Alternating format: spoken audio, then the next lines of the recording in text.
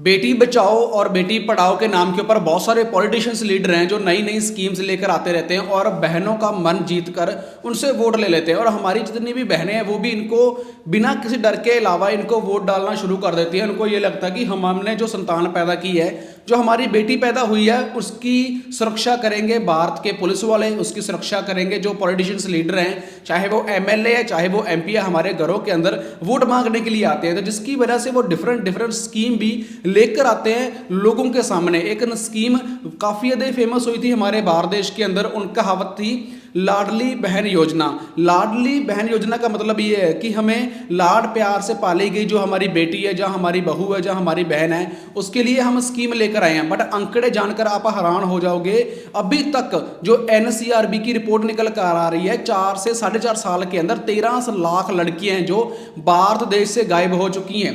13 लाख बहनें जो है गायब हो चुकी हैं भारत देश से। और कहा यह भी जाता है कि इन औरतों की तस्करी करी जाती है बाहरले देशों के अंदर, चाहे वो दुबई हो, थाईलैंड हो, भूटान हो, या इसके अलावा और कुवैत हो, वहां पर शेखों को इन लड़कियों को बेचा जाता है, वो भी बहुत कम दाम के अंदर। बट यहाँ पर जितनी भी पुलिस है या जितने भी हमारे पॉलिटिशियन अनपढ़ नेता हैं, वो कुर्सी के ऊपर बैठे हुए हैं, बट उनके पास इस चीज का कोई भी सवाल नहीं है कि हम लोगों को बता पाए कि आपकी बेटी, आपकी बहू, या किसी की बहन या किसी की बेटी पुत्री कहां पर गायब हो चुकी है। इसमें फेल हो चुका है हमारा भारत का सिस्टम। अगर हम एमपी की बात करते हैं, मध्य प्रदेश की बात करते हैं, पिछले 4.5 साल के अंदर नियर अबाउट 58,000 58,000 लड़कियां हैं जो गायब हो चुकी हैं, और उसमें लड़के हैं सिर्फ 11,000। अगर टोटल काउंटिंग करी जाए तो आप खुद अंदाजा लगाकर देख सकते हो कि मध्य प्रदेश के अंदर कितनी ज़्यादा लड़कियां डे बाय डे गायब होती हमें नजर आ रही हैं। अगर इसकी ऑपोजिट साइड हम बात करते हैं तो ऑपोजिट साइड में भी हमें काफ़ी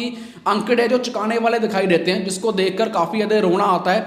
एक 3 साल की लड़की का रेप हो जाता है, एक 6 साल की लड़की का रेप हो जाता है, एक 10 से 12 साल की लड़की का रेप हो जाता है, और कुछ रेप पुलिस थाने के अंदर हो जाते हैं, और कुछ रेप 50-60 साल का बुढ़ा भी कर देता है हमारी इन बेटियों के। बट कहाँ पर हमें सुरक्षा मिल रही है? हमें स्कीम तो बता दी गई है कि लाडली बहन योजना, पर उसमें हमारी सुरक्षा कहाँ पर है? हमारी बेटियों की, हमारी बहनों की सुरक्षा कहाँ पर है? इसका कहीं पर भी नामो निशान हमें दिखाई क्यों नहीं देता? एक कहावत बनी है, कहते हैं कि लोग बुरे नहीं होते, वक्त बुरा होता है। बट ये कहावत बिल्कुल झूठी है, जिस इंसान ने भी बनाई है। हमेशा मैं यही कहूंगा कि लोग ही बुरे होते हैं। अब अंकड़ा जो मैं आपको बताने जा रहा हूं, महाराष्ट्र के अंदर 3 साल की लड़की का रेप हो जाता है, और जब 3 साल की लड़की का रेप होता है तो उसके पेरेंट्स और वहां के उस मोहल्ले के लोग या फिर उस डिस्ट्रिक्ट के लोग सड़कों पर निकल आते हैं। सड़कों पर निकल आते हैं इसलिए मोमबत्ती लेकर, दिया लेकर कि हमें हमारी बेटी का इंसाफ मिलेगा और उस दरिंदे को सजा मिलेगी जिसने 3 साल की बच्ची का रेप किया है। इसमें 2 पहलू निकल कर आते हैं बिल्कुल सामने। पहले पहलू की बात करते हैं तो लोग पहले ये कहा करते थे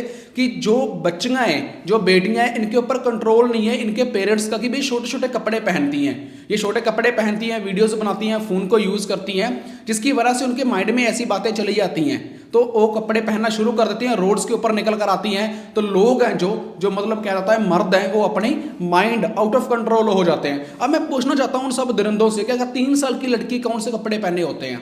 सिर्फ 3 साल की लड़की का रेप हो जाता है, और जब वो पुलिस वालों के पास जाते हैं कि भाई हमें इंसाफ दो, हमें सुरक्षा दो, हमें इंसाफ दो, हमारा हल करो कोई ना कोई, बट वहां पर उन पुलिस वालों के द्वारा उनको पीटा जाता है, उन पुलिस वालों के द्वारा उनके ऊपर लाठी चार्ज करे जाते हैं, और उनको वहां से सड़क से भगा दिया जाता है कि भाई कोई इंसाफ नहीं है तुम्हारे लिए। अब सोचकर देखो उनके पेरेंट्स के ऊपर क्या बीती होगी। ये भी छोड़ो, ये केस था महाराष्ट्र का। अगर नेक्स्ट केस की बात करते हैं, वो केस है मध्य प्रदेश का।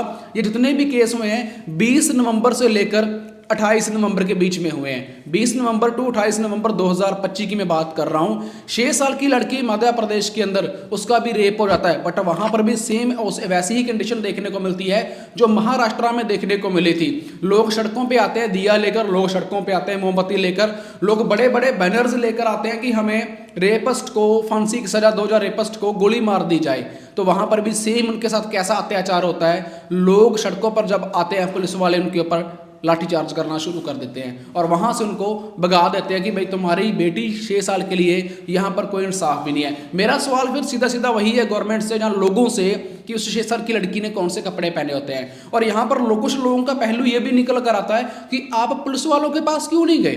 पुलिस हमारी सुरक्षा के लिए, आप पुलिस वालों के पास जाओ, वो 100% हमारी हेल्प करेंगे। तो सुन लो भाई, ये भी यूपी वालों, यूपी के अंदर एक केस होता है, और वहाँ पर एक लड़की का रेप हो जाता है। जब वहाँ पर एक लड़की का रेप होता है तो ऑब्वियसली बात है कि वो भागी भागी जहाँ तो अपने पेरेंट्स के पास जाएगी या फिर वो पुलिस वालों के पास जाएगी, जहाँ पर उसको लगेगा कि हाँ ये लोग मेरी सुरक्षा करेंगे, क्योंकि दरिंदों ने तो उसका रेप कर ही दिया था। बट पहले भागकर वो अपने पेरेंट्स के पास जाती है और पेरेंट्स के पास जब भागने के बाद देन वो सीधे जाती है पुलिस के पास। और जब वो पुलिस वालों के पास जाती है तो दो पुलिस वाले जिसे हम दरोगा बोल देते हैं, वो उस लड़की का अगेन रेप करते हैं। अब सोचकर देखो, पहले ही लड़की का रेप हो चुका है, भागी भागी इंसाफ के लिए वो पुलिस वालों के पास आती है और वहां फिर दोबारा फिर उसका रेप कर दिया जाता है। और रेप करने के बाद वो दरिंदे क्या बोलते हैं, आप सोचकर या सुनकर हैरान हो जाओगे। उस दरिंदे ने यह बात बोली कि भाई 50,000 की रिश्वत मुझे दे, 50,000 रुपये मुझे दे, देन मैं तेरे उन रेपिस्ट को पकड़ लूंगा। बट उन लोगों ने जो रेप किया उनका इंसाफ कहाँ पर है? उस लड़की के साथ जो हुआ, क्या उन लोगों को जो जिन्होंने पहले रेप किया था उनको सजा मिलेगी? उसके पास जिनके पास इंसाफ लेने के लिए वो गई थी, रिपोर्ट लिखाने के लिए गई थी, क्या उन पुलिस वालों को सजा मिलेगी? यूपी सरकार इसका जवाब क्यों नहीं देती? अगर इन तीनों राज्यों की बात करते हैं, मध्य प्रदेश के अंदर, यूपी के अंदर, जहाँ फिर महाराष्ट्र के अंदर, यहाँ पर बीजेपी की सरकार है, यहाँ पर बीजेपी है। लोग बोलते हैं कि तुम बीजेपी को हमेशा टारगेट क्यों करते हो? भाई जो सत्ता में है हम उसी को बोलेंगे ना। अब जो बंदा सत्ता में है ही नहीं है तो उससे हम क्या लेना देना हमारा? अब जो बंदा ऑन दी स्पॉट एक्शन ले सकता है हम तो उसी को बोलेंगे ना, भाई एक्शन ले, फटाफट इसको गोली मार दे। ये भी छोड़ो, इसके बाद सीधा हम चलते हैं। एक लड़की स्कूल जा रही थी, एजुकेशन लेने के लिए स्कूल जा रही थी, पढ़ाई करने के लिए स्कूल जा रही थी। वो लड़की थी उड़ीसा की, और उस उड़ीसा की लड़की का 5 लोगों के द्वारा किडनैप किया जाता है और उसका भी रेप कर दिया जाता है, देन उसको भी मार दिया जाता है। 5 लड़कों के द्वारा रेप किया गया उड़ीसा की लड़की का, उसको देन मार दिया गया। और उसके बाद लोग बोलते हैं तुम अपने दोस्त के पास चले जाया करो, कि लोग भलाई का जमाना नहीं है, कलयुग आ चुका है, तो अपने रिश्तेदारों के पास चले जाओ, अपने दोस्तों के पास चले जाओ। पंजाब के अंदर 14 साल की लड़की अपने दोस्त के घर जा रही थी और सोचकर देखो कि 60 साल का बुड्ढा उस लड़की का रेप करने की कोशिश करता है। और एटलीस्ट मे बी अभी उसकी रिपोर्ट नहीं आई, रेप हुआ भी हो सकता है। और उस लड़की के जब चीख चिहाड़ा शुरू कर देती है, वो रोने लग जाती है और फुल उस घर के अंदर शोर शराबा शुरू हो जाता है, मोहल्ले के लोग वहां पर इकट्ठे हो जाते हैं, तो उस लड़की को मार दिया जाता है। बाथरूम के अंदर गला घोटकर उस 14 साल की लड़की को मार दिया गया और अब वो रेपिस्ट शरेआम जेल के अंदर बैठा है। अगर इसी कंपैरिजन के अंदर भारत की हम बात करते हैं, भारत 1947 के अंदर आज़ाद हुआ है, और उसी जगह पर चाइना की बात करते हैं, चाइना 1949 में आज़ाद हुआ है, मतलब भारत से 2 साल बाद। क्योंकि भारत में जब कुछ भारत के लोगों को तलवे चढ़ने की बहुत ज़्यादा आदत है, बट चाइना ने इसके ऊपर मोड़ तोड़ जवाब दिया था अंग्रेजों को। 100 साल अंग्रेज भारत के ऊपर राज कर गए हैं। क्या हुआ कि उन्होंने हमें रेलवे बना कर दी, बिजली बना कर दी, कानून बना कर दिया, संविधान बना कर दिया, और भी बहुत सारी चीज़ें हैं जो भारत के लोगों को दी। बट जब यही चीज़ें चाइना को भी मिली थी, चाइना ने क्या किया, आज़ादी मिलने के बाद उन सब चीज़ों को डिस्ट्रॉय कर दिया, उन सब चीज़ों को ख़त्म कर दिया। उन्होंने क्या किया, अपना नया कानून बनाया, अपने नए रूल बनाए, अपनी नई टेक्नोलॉजी बनाई, अपने तरीके से सब काम करना शुरू कर दिया।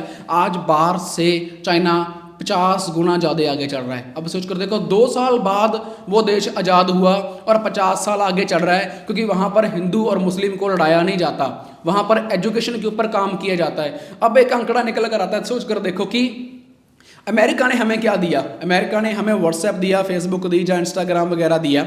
अगर मैं गलत नहीं हूँ तो चाइना ने हमें टिकटॉक वगैरह दिया है। तो भारत ने हमें क्या दिया, भारत ने हमें ड्रीम 11 गेम दी, जुआ खेलो आ जाओ भाई। भारत ने हमें क्या दिया, एक वो कुछ बखवाली करते हैं ना, कुछ पंडित लोग बैठे होते हैं, एस्ट्रोलॉज को समथिंग ऐप है, उनको खुद को अपनी जानकारी नहीं पता होता और लोगों का भविष्य बताते हैं। भारत ने हमें ये दिया, और सबसे ज़्यादा भारत ने हमें अंधे भक्त दिए, क्योंकि 2 तरह के हिंदू भारत के अंदर पाए जाते हैं। मैं हमेशा ही हर वीडियो में बोलता हूँ, पहले हिंदू हैं भारत के, या कह सकते हो हिंदुस्तान के, और दूसरे हिंदू हैं बीजेपी सरकार के। अब आप कौन से हिंदू हो, बीजेपी सरकार के हिंदू हो या फिर भारत के हिंदू हो, ये तो चलो समय तय करके बता ही देगा कि आप मुझे कितना फॉलो करते हो, इस वीडियो को कितना लाइक करते हो। मैंने वैसे इस वीडियो का लाइक टारगेट जो मानना है वो 10,000 मानना है, और कमेंट टारगेट जो मैंने मानना है वो 1000 मानना है। आई होप आप 100% पूरा करोगे, क्योंकि मेरी वीडियो आपको बहुत ज़्यादा अच्छी लगी होगी।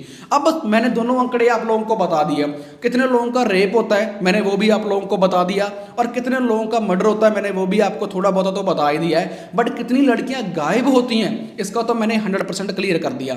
अब यूपी के अंदर राम मंदिर बना हुआ है, सबको पता है कि राम मंदिर एक पवित्र मंदिर है, और बहुत बड़े लेवल के ऊपर नरेंद्र मोदी ने उसका उद्घाटन कर उस मंदिर के जरिए बहुत सारे लोगों से वोट्स ली और अपनी अगेन सरकार बना ली।